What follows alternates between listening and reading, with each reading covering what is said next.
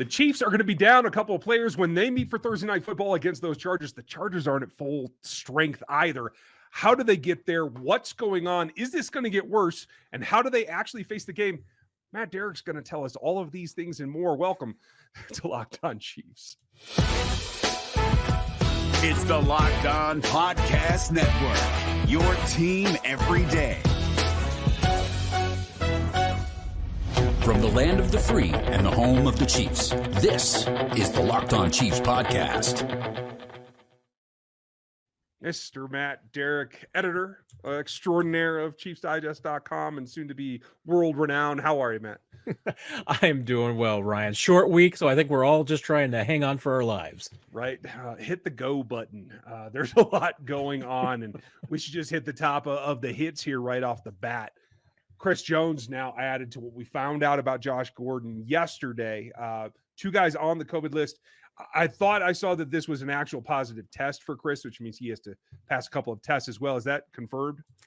That would be the indication and suggestion for everything that we've seen, because Chris is, as I understand, vaccinated. So landing on the COVID list in this case would usually indicate a positive test, which, as you've noted, that would require two negatives 24 hours apart.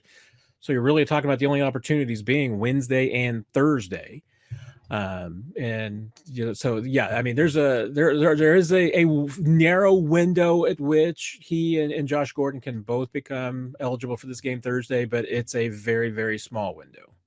Yeah. And it's unfortunate this week when I think one of the keys is going to be getting pressure like they have the last couple of weeks on Justin Herbert, make sure that you can stymie him a little bit, but it's going to be what it is. There's no way around it. The ramp up this week in cases across the league and the tiering of personnel as well, I don't think that there's any wiggle room at all. So do you expect to even see either of these players on Thursday night? I think it's a short week where, practice is not that big of a deal. I mean, there's only one day of practice for essentially. I mean, even though we get, an injury report on Monday, there's no practice on Monday. There's a practice on Tuesday, which for the Chiefs, it was even really just a glorified walkthrough. I mean, there were no helmets today, anything like that. And then there's just another walkthrough on Wednesday, which, is even less intensive. So, that practice isn't that big of a deal. It's just simply, is there a long enough window for which you can get two negative tests? And on a short week, I mean, the odds are minuscule. I mean, certainly less than 10%, probably less than 5%. That's a tough one. How critical do you think? Let's start with Gordon. I thought it was obviously a step forward from when we talked the other day. You were up close and personal with him in that presser. I know that he had said that he didn't really feel like he was that ill, just maybe a little cold or something like that. Given his performance with that condition the other day, and we haven't had any more positives within the wide receiver room, do you feel like the pass catching group is stable at this point? Yeah, and Josh mentioned it, I know on Twitter, that he thought it was just a little bit of the winter sniffles. And I even thought in the press conference, it was like, I noticed he had a little bit of the sniffles and a little bit of the clearing of the throat. But it doesn't, that doesn't really ring any bells for you necessarily. But I thought that it's probably frustrating for Josh personally from this perspective, in that, I mean, this was the game that he got the most involved. I mean, he gets the catch, into the end zone for the touchdown. That was a play that was designed for him. That they put in a few weeks ago and just hadn't gotten to it on the play sheet yet. You kind of felt like, though, that even though it was a modest game, I mean, a couple of catches and the touchdown, it was something to build off of. It was something that, could give him the confidence to make, okay, things are starting to click here. And just getting that rhythm with Patrick Mahomes and getting the confidence of the quarterback it's just a big part of getting it going. So you kind of felt like this was Josh Gordon finally getting some momentum. And now you get this setback. I still think that, I still think there's a path for which Josh Gordon becomes, a more important part of this offense later late in the season, and we're going into the playoffs. But hey, this means you're probably going to see some other guys. The Chiefs protected Jerice Fountain on Tuesday, so there's an excellent chance that he's elevated, especially just for a special teams role on Thursday night. And McCole Hardman is probably going to see a bigger role, and that's a guy that since Josh Gordon has arrived, has seen less and less playing time. So I think this is a game where McCole Hardman's definitely going to need to step up. Yeah, and certainly he's got the tools to exploit the Chargers. We've seen him have some plays against them before. They also elevated Zane Anderson, if I understand correctly. And they added him to the 53, so he's not even just a practice squad elevation. He's actually signed to the 53-man roster, which right now, I mean, with Chris, after Chris Jones went on, right now the Chiefs only stand at 50 on the 53. So they've got a couple of spots to fill. Does that mean there's a chance that Colin Saunders? I didn't think his window was open to come back from IR yet. I think his window is next week, and and they've got a handful of guys that Mike Rimmers is in that spot. Some other guys possibility too of coming back. So we could see another practice squad elevation, most likely, right? If they feel they need it for depth. Well, with Jones and Gordon, they could absolutely use 2 COVID replacements this week, and that's in addition to your regular practice squad elevation. So right now we could see up to 4 elevations on Thursday night. That's going to be interesting. We'll have more for you guys as we get closer to that. And I want to get into the Chris Jones phenomenon that we've seen the last couple of weeks and what it means for this week. We'll do that coming up next. Let's talk about the big game for a minute. Super Bowl 56 at SoFi is coming up quick. And On Location, the official hospitality partner of the NFL, is the only place that you can score a once-in-a-lifetime Super Bowl ticket and experience package. You get to select your seats and choose from your elite experiences, whether it's celebrations with NFL legends, 5-star hotels, 3-star Michelin chefs cooking for you like Wolfgang Puck. Visit onlocationexp.com/SB56 for more. Just search Super Bowl On Location. That's locationexp.com/SB56 for more information. I have a feeling about this Super Bowl season. Let's get there together with On Location. We've been hearing a lot about Stance Apparel lately, especially because they just launched a new line of athletic apparel. That's important, and it's kind of the holiday season. It's a good time to give the coolest gift that you can give. Founded in 2009, Stance Apparel gives you all kinds of radical reinvention of socks and undergarments and active apparel, all kinds of things that is unique to them and kind of reflects popular culture and some of the biggest collaborators and ultimate hits that you can find out there for self-expression. You can find all things from Batman to Star Wars to, the most popular things in the NBA, Major League Baseball. You might even be able to find some things that really fit your personality. All you got to do is check out Stance Apparel and find an item that you'd like to wear. Stance believes in the perfect fit is what matters in fitting in, and those that feel good look good. So go check for yourself. Register for an account at stance.com. This STANCE.com and get 15% off of your purchase if you use our promo code Locked On at the checkout. That's where it'll apply. Enjoy the color and the comfort of being less ordinary with Stance. It's bad timing for Josh Gordon to miss this game. It's also really bad timing for Chris Jones, who I think is just hitting his stride and helping everyone else get there. This front four is now all 4. And I said it the other day, if they should lose anybody to injury or whatever, that's a significant kink in your ability to get pressure. And this is just as bad, if not for the fact that it's not as long-term. Do you see that they have a reasonable expectation to still be able to put things out with Melvin Gordon on the edge and still get pressure on Herbert?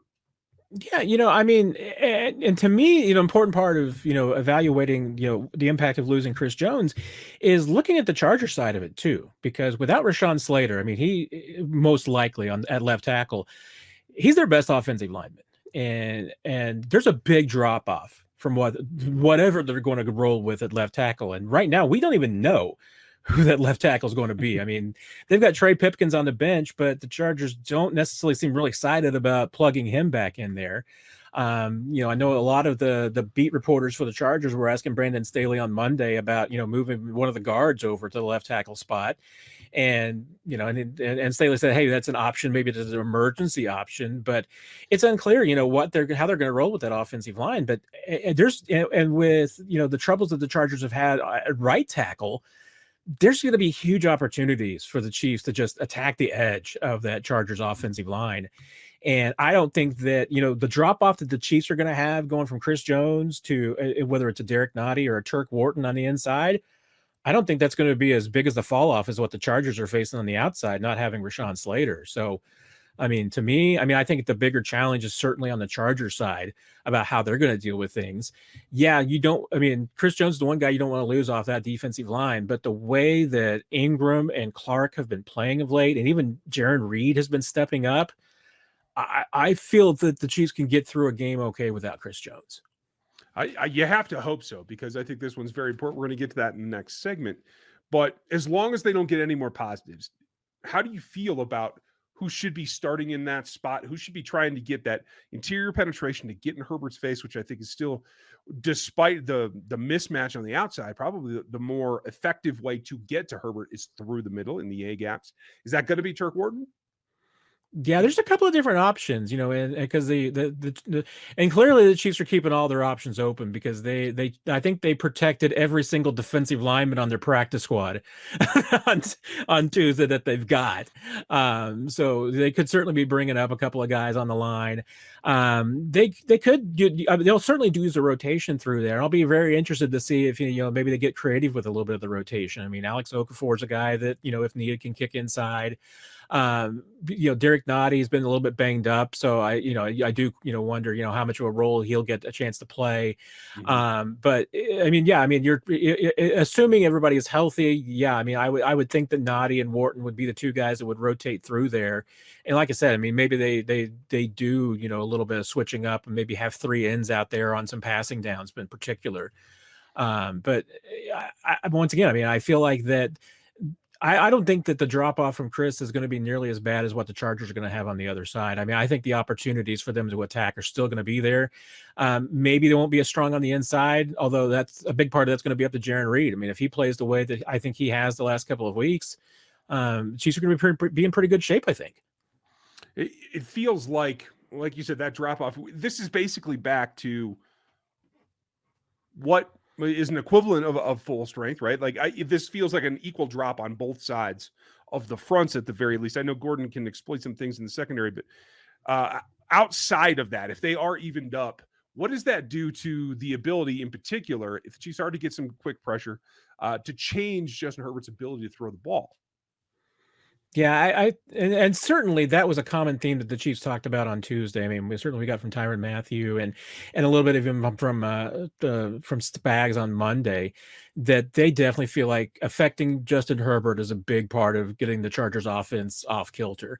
And I certainly see that. I mean, because I think it's pretty clear that when Herbert makes mistakes, I mean, that's when the Chargers offense is its least effective. Doesn't necessarily turn the ball over a whole lot. I mean, I think he's got 11 interceptions on the season, but he also throws the ball a lot. So 11 turnovers in that situation is not actually that bad. But if you can get him off kilter, I mean, that's the key to disrupting that Chargers offense. And so I think those opportunities are, like I said, are going to be there. I mean, the Chargers offensive line outside of Slater doesn't blow me away. I think the Chiefs can get pressure. I thought they did a decent job. I mean, back in September, I mean, I don't think that, the Chiefs defense necessarily played terrible that day. I thought they would, did some things against Herbert. The offense didn't help them out that day with the mistakes and the turnovers. But as dysfunctional as the Chiefs defense was early in the season, outside of a couple of third and fourth downs against the Chargers, I thought they played pretty well that day. And they're going to have to at this point, because they're down in a couple of specific spots. We'll get to one of those that might get a correction here after this next break. But overall, this group, does that mean to you that they start sending linebackers a little bit more, that Spags gets creative, or that we see more of a NASCAR type package without Chris Jones in there? Yeah, that to me is an excellent question, because I think Spags has got a couple of different options. And honestly, I mean, with what we saw last week against the Raiders, I mean, if he kind of continues his pattern there, he spent a lot of the day getting his linebackers off the field. They spent, a lot, and that was on a day when they didn't have L'Jarius Sneed, and yet they basically threw as many corners and safeties out there as they could.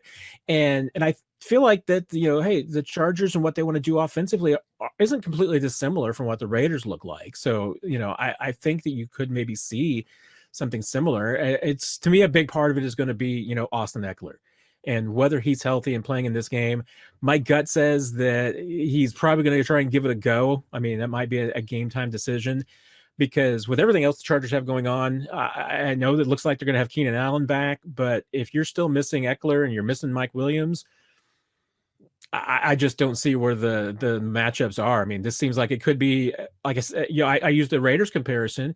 Hunter Renfrow had a great day on Sunday, and it didn't matter. I mean, Keenan Allen can have a great day on Thursday night, and it won't matter if nobody else can help out. And as I look at the practice report, Eckler and Williams both did not participate, and Allen did. Is that correct? I believe that's my understanding. Yes. Yeah, he is not on the report at all. So, hey, 1 out of 3 of their main weapons, that does handicap them, I think, a little bit more than what we're seeing with the Josh Gordon situation in reverse. Now, let's get to how that game's going to flow. We're going to get there. Thank you for making us your first listen. We're going to get to that coming up right now. You got to love the holidays, all the food, the treats, and plenty of them. But you might want a yummy dessert that isn't so full of calories and sugar. It's a perfect time for a Built Bar. Built Bar is the new holiday dessert. They taste incredible. We've gone over them. We have all the new ones, blueberry muffin. You have the chunk cookie dough. You got to love that, as well as my favorite, coconut. You got to love the coconut brownie chunk. It is the best one out there. And feast or something delicious, and that's how you feel about these bars. You need to have one of those as well. Every single one is about 130 to 150 calories, only 4 grams of sugar, and plenty of protein, upwards of 15 grams per bar, versus a slice of pie that's over 300 calories. You got to get into this, and this is a just as good tasting and a better way to eat, especially around your holidays. Low calorie, low carb, low fat, and high protein, covered in 100% real chocolate. Built is the great option whenever you're hungry, whether it's Thanksgiving weekend or all the way through Christmas and even New Year's. They're all coming here right now, and it's time for a Built Bar or two. All the new surprises, all the new flavors that are always coming out every few days, it feels like. There's plenty to check out over at Built.com. If you use the code LOCKED15, you're going to end up getting 15% off of your next order. That's promo code LOCKED15 for 15% off at Built.com. So a lot of ifs. You mentioned L'Jarius Sneed. Before we get into what this team actually, or what this game actually means to this team, I thought Andy was pretty straightforward in that, not putting pressure on him to return, that this is a life-changing thing. He's got the support of his teammates. The thing that Andy said that I thought I really agreed with is he does seem like a player that will, I think, bounce back being around his teammates a little bit before he has to step back on the field. Do you expect him to play at this point? I think he will. I mean, he was heading back to Kansas City on Tuesday. He did not practice, but he will be back with the team. And on a short week like this, like I said, I mean, the Tuesday practice is not a big deal. I mean, it's a glorified walkthrough. So, yeah, he'll be a little bit behind as far as the preparations and the meetings times go, but that's something that you can be caught up with the coaches very quickly. On Wednesday on the plane, even, got all day Thursday. So I don't think it's that big of a deal. The decision for L'Jarius Sneed to play is going to be entirely in his hands. And I think that the fact that he is returning to Kansas City is probably indicative of that he wants to play. And if that's the case, I mean, I certainly feel like L'Jarius Sneed's the type of guy that if he plays, I mean, he's going to make an impact. I think that's something it's going to be an emotional game for him regardless, his first game back. And you're right. I mean, his teammates and the coaches absolutely have been incredibly supportive throughout all of this with him. They want him to do what he needs to do. So if he felt like he couldn't play this week, they would absolutely support him. But at this point, it certainly looks like all indications are that he wants to be in Los Angeles. Okay. So that sets it up for what this really is. And I think it's flown under the radar because I certainly have been letting folks know that if they can hold court, they can still get that number 1 seed. But it's time to take a breath and focus in on this particular week. This is the AFC West right here. Win this game, it's yours. I mean, unless you fall apart and the wheels come off. Lose this game, it's nearly impossible to take the West back. Am I overreacting to that? No, you're not. I mean, you lose this game and yeah, you're tied for the lead, but you don't have the tiebreaker anymore on the Chargers, in which case, you got to beat them head to head the rest of the way. And that's just really difficult. I mean, that means you're going to have to win out and you're going to have the Chargers slip up somewhere along the way. And, their schedule, I don't know if that's necessarily the case. I mean, for both these teams, I think there's I think it's entirely likely that whichever team wins this game going to win out the rest of the way. I mean, that's just the way that I think everything stacks up. I mean, this is the kind of game that if you're the Chargers and you win it, you certainly expect to beat the Texans, the Broncos, and the Raiders. I mean, those are 2 out of those 3 teams that I think have already packed it in, and a Broncos team that I don't think scares anybody. So, and the Chiefs are kind of the same way. I mean, they've got a schedule that's set up that this is the most difficult game they have left. So if they win this game, I expect them to run the table. So yeah, I mean, this game has a tremendous impact on where the Chiefs can come out seeding wise for the playoffs. Because honestly, I mean, you win this game, you give yourself an entirely fantastic boost towards getting that number 1 seed. You lose it, suddenly 5 seeds certainly in play, if not, lower than that. And 5 seed, remember, you lose the division going on the road, and you're 5 seed, you're probably going to Los Angeles again. Right. That's exactly what it'll look like. That will buy you another trip. So at the end of the day, I think that obviously the offense gave it away a lot in their first meeting. I think that we can say that everything in that we've seen points to them being out of that rut. We can't really expect that going forward, I don't think. But it also is, I thought, a step forward against when they did play against too high for the Raiders, which was only 28 or 24% of the snaps last week. But I think it set them up, and they were executing against it better than we had seen earlier in the season as well. So in light of all that, do you feel like the too high looks that the Chargers are likely to throw at them, that this team is in a better place to exploit that even without Josh Gordon at this point? Yeah, I mean, I think they do. I mean, the Chiefs, I think, have certainly gotten more comfortable going up against that the last, probably a couple of games. I think we're seeing them being a little bit more productive. I mean, once again, I mean, it's up to the individual defenses each week what kind of wrinkles that they throw into it. Because I think we saw certainly that the Raiders threw some wrinkles that did not work in both those games. So yeah, I mean, there's maybe a little bit of a road to what not to do. But remember the Chiefs outside the turnovers had their way with the Chargers back in week 3. I mean, I thought both sides of the football, but particularly offensively, they were moving up and down the field. And so, to me, I think it's more on the Chargers to make more adjustments than it is on the Chiefs to adjust from what happened in week 3. I think that the Chiefs, I think they're playing with more confidence right now. I mean, I think that, and certainly the offensive line is more cohesive. There's better chemistry right there. I think they're running the football better than they were at that time. So from that standpoint, to me, I mean, I think that a lot of this favors the Chiefs offense. If they don't make mistakes, once again, no turnovers, limit the penalties, I think this could be a very good day for the offense. Now, folks, tomorrow we're going to have the matchup and preview and prediction show like we always do. But the one that stands out to me, Matt, and I want to ask your opinion on this. The thing that I think it comes down to, Joey Bosa has been rising the last couple of weeks. He's been performing well. I think this is the matchup they have to guard against the most. It looks like Lucas Niang was a full participant on Tuesday, but like you said, it's just a glorified walkthrough. What can we take from that? And can we expect to see Lucas Niang back out there? Yeah, to me, it's probably about 50-50. He was certainly well enough to play last week when they brought him in, with the replacements at the end of the game in a blowout. Doesn't necessarily mean he's ready to, play a full game at this point. And the Chiefs have been comfortable with Andrew Wiley at this point. So clearly Niang is they're comfortable enough with the Niang to at least handle a little bit of work, whether that's even on a short week. I mean, hey, it was 4 days ago that they wouldn't have said no. Niang is not playing against the Raiders, and then is it 4 days later that he's ready to go against the Chargers?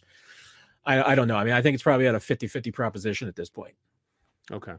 Well, we will let you guys know. And that preview show is tomorrow with everything that we know up to date. You're going to get a bonus and get a little bit of information about what the Chargers are doing. So make sure you watch out for that. We're going to have an extra episode for you. Matt, thanks for taking the time and fill us in today. As always, Ryan, take care, my friend. And I'll try to sign off without flubbing that one, folks. Thank you for listening. I'm sure I'll do something crazy tomorrow as well. We appreciate your time, and we'll talk to you tomorrow.